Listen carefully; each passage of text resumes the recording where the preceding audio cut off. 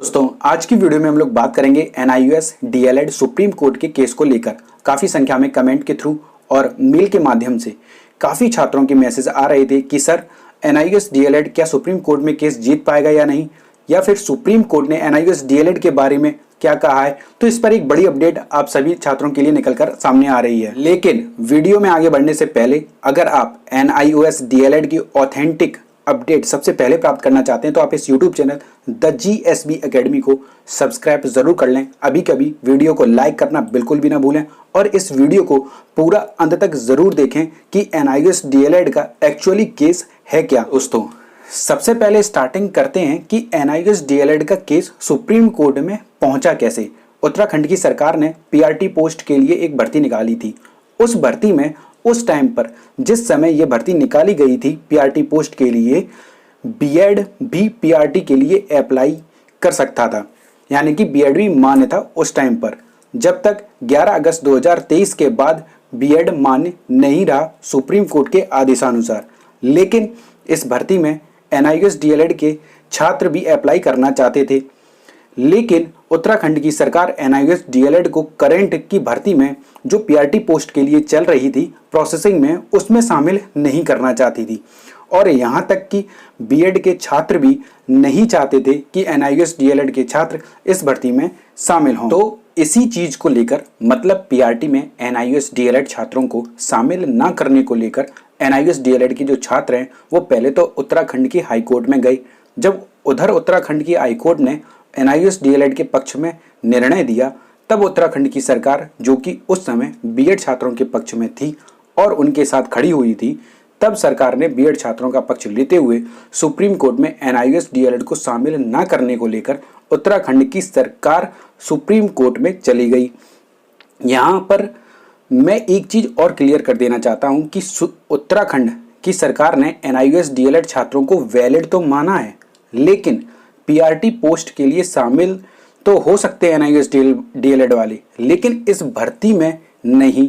Next time जो भी PRT post की भर्ती निकलेगी उसमें एनआईयूएस डीएलएड छात्र शामिल हो सकते हैं, बेझिझक हो सकते हैं, क्योंकि बीएड छात्रों की संख्या उस समय काफ़ी मात्रा में थी और एनआईयूएस डीएलएड छात्रों को संख्या बहुत कम थी, और बीएड छात्रों की तुलना में तो बहुत ही ज़्यादा कम थी एनआईयूएस डीएलएड छात्रों की संख्या। और उत्तराखंड की सरकार बीएड के छात्रों को निराश नहीं करना चाहती थी। तो ये था मेन केस।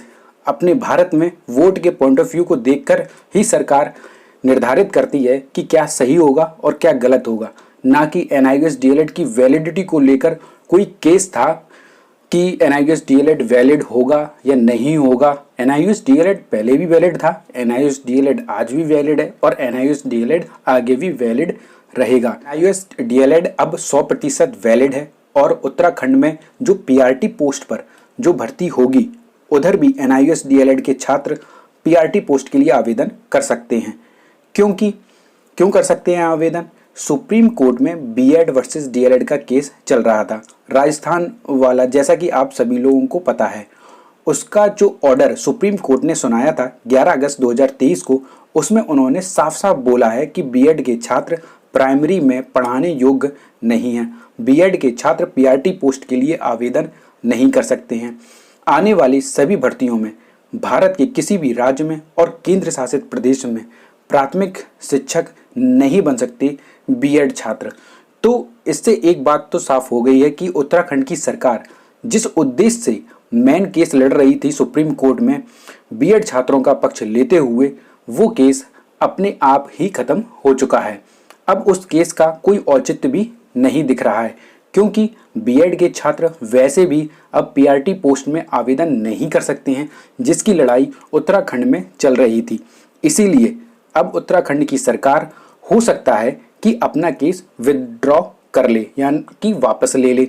एनआईयूएस डीएलएड की जीत 100% पक्की है। एक बात और आप सभी लोगों से मैं करना चाहता हूं कि इसकी डेट पर डेट क्यों बढ़ रही है आगे सुप्रीम कोर्ट में, काफ़ी लोग यह भी जानना चाहते थे।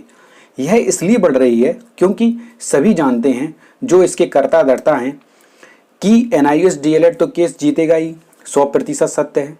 तब तक क्यों ना फंडिंग करके पैसा कमाया जाए। एनआईयूएस डीएलएड के मासूम छात्रों को बहकावे में लाकर बड़े स्तर पर फंडिंग करवाई जा रही है, जो कि बिल्कुल भी सही नहीं है।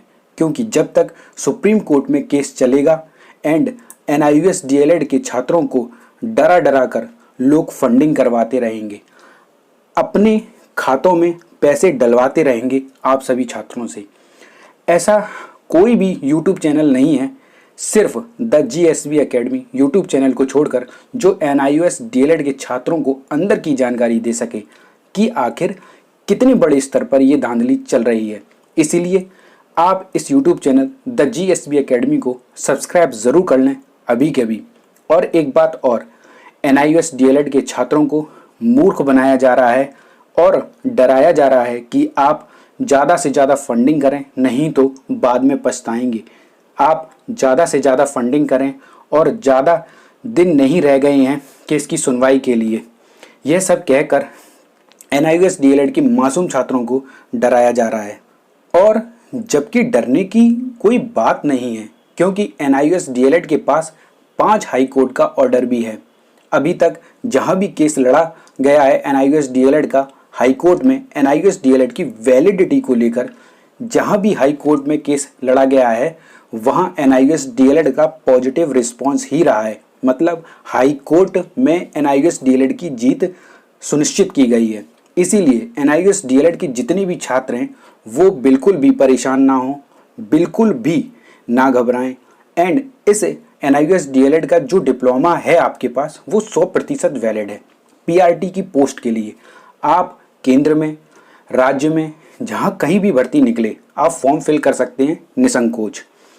यही एक लौता यूट्यूब चैनल है द GSB एकेडमी, जो आपको ऑथेंटिक जानकारी दे रहा है NIUS DLED से संबंधित, और आपसे बार बार कह रहा है कि आप फेक फंडिंग से बचें, क्योंकि आप लोग बहुत मासूम हैं। और हाँ, अगर आप NIUS DLED की हर एक ऑथेंटिक न्यूज़ सबसे पहले प्राप्त करना चाहते हैं, तो आप इस YouTube channel the GSB academy को सब्सक्राइब ज़रूर करें अभी के अभी। इस वीडियो को लाइक करना तो बिल्कुल भी ना भूलें, और इस वीडियो को अपने दोस्तों के साथ NIUS DLED के व्हाट्सएप ग्रुप में और NIUS DLED के टेलीग्राम ग्रुप में शेयर करना तो बिल्कुल भी ना भूलें, क्योंकि NIUS DLED के छात्रों को सही जानकारी पहुंचाना बहुत ज़रूरी है, जिससे कोई भी NIUS DLED का छात्र फेक फंडिंग से बच सके। यह हम सभी की रिस्पॉन्सिबिलिटी है, मेरी रिस्पॉन्सिबिलिटी है आपको सही और ऑथेंटिक जानकारी बताना, और आप सभी NIUS DLED छात्रों की रिस्पॉन्सिबिलिटी है कि इस YouTube channel the GSB academy को सब्सक्राइब करके और इस वीडियो को NIUS DLED के छात्रों के साथ ज़्यादा से ज़्यादा शेयर करना।